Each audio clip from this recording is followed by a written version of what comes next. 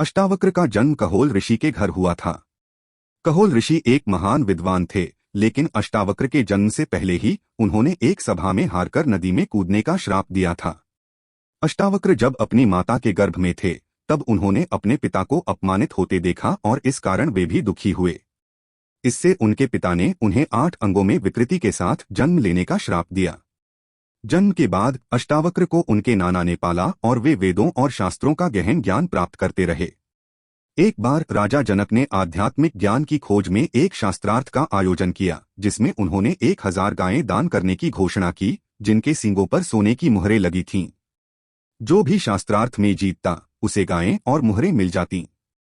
अष्टावक्र, जो तब 12 वर्ष के थे, जनक के दरबार में पहुंचे।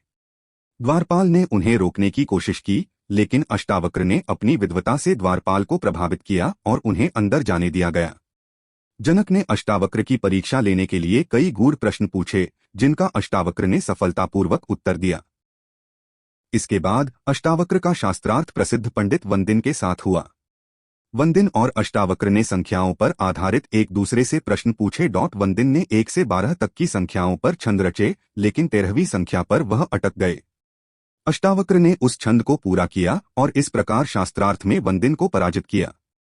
इसके बाद अष्टावक्र ने जनक को आत्मज्ञान और ब्रह्मा के संबंध पर उपदेश दिया। उन्होंने कहा कि आत्मा और ब्रह्मा एक ही हैं और शरीर की विकृति या बाहरी रूप से व्यक्ति का मूल्यांकन नहीं किया जाना चाहिए।